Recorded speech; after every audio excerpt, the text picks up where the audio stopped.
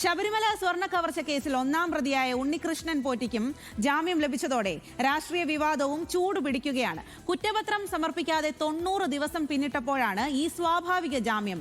SIT അന്വേഷണത്തിൽ തങ്ങൾ പ്രകടിപ്പിച്ച ആശങ്ക ശരിയായെന്ന വാദവുമായി UDF രംഗത്തെത്തിക്കഴിഞ്ഞു. പോറ്റിയെ കേറ്റിയെ പാട്ടുപാടിയ UDF ജയിലിൽ നിന്ന് പോറ്റിയെ ഇറക്കിയതും സഖാക്കൾ എന്ന് മാറ്റിപ്പാടുകയാണ്. ഭരണ പ്രതിപക്ഷ വാക്പോര് കടുക്കുമെന്നുറപ്പാണ്. ഈ സാഹചര്യത്തിൽ പോറ്റിക്ക് ജാമ്യം ലഭിച്ച് പുറത്തിറങ്ങുന്നത് തെളിവ് നശിപ്പിക്കാൻ കാരണമാകുമോ എന്നാണ് ഇന്ന് അന്വേഷിക്കുന്നത്. ശ്രീരാജാണ് പത്തനംതിട്ടയിലുള്ള കുറച്ച് ആളുകളോട് ഇക്കാര്യം ചോദിച്ചത്. അവർക്ക് എന്താണ് പറയാനുള്ളത് എന്ന് കേൾക്കാം. സ്വാഭാവിക ജാമ്യം ലഭിച്ച് ഉണ്ണികൃഷ്ണൻ പോറ്റി ഇന്ന് പുറത്തിറങ്ങി. ഉണ്ണികൃഷ്ണൻ പോറ്റി പുറത്തിറങ്ങി തെളിവ് നശിപ്പിക്കുമോ, കേസിനെ ഏതെങ്കിലും തരത്തിൽ ബാധിക്കുമോ എന്നതൊക്കെയാണ് നിലവിലെ ചർച്ചാ വിഷയം. അതിനോട് ജനങ്ങൾ എങ്ങനെ പ്രതികരിക്കും ചോദിച്ചു നോക്കാം. തീർച്ചയായിട്ടും നശിപ്പിക്കും, സംശയമൊന്നുമില്ല.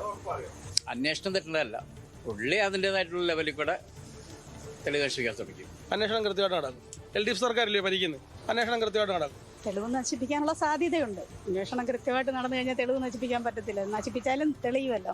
അന്വേഷണം എല്ലാം കോടതിയും പറഞ്ഞില്ല, അന്വേഷണം മേൽനോട്ടത്തിൽ നടക്കുന്നതെന്ന് പറഞ്ഞില്ല. അല്ല അന്വേഷണം ഇതിന് തെളിവ് വേണ്ട. ഈ സാധനത്തിന് പോയിട്ടുണ്ടോ ഇല്ലയോ എന്നുള്ളത് നമുക്ക് കൃത്യമായിട്ട് അറിയണം. പിന്നെ കൃഷ്ണൻ പോറ്റി തെറ്റ് ചെയ്തിട്ടുണ്ടെങ്കിൽ ശിക്ഷ അനുഭവിച്ചേ പറ്റുള്ളൂ.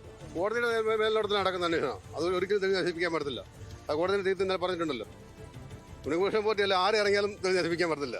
ഹൈക്കോടതി മേൽനോട്ടത്തിൽ നടക്കുന്ന അന്വേഷണത്തിൽ ഏതെങ്കിലും തരത്തിലുള്ള പാകപ്പിഴകൾ ഉണ്ടാകില്ലെന്നാണ് സർക്കാർ പറയുന്നത്.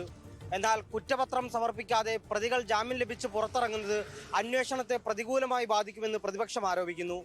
ജനങ്ങൾക്കിടയിലും അത്തരത്തിലുള്ള ഭിന്നാഭിപ്രായം ഇപ്പോഴുമുണ്ട്.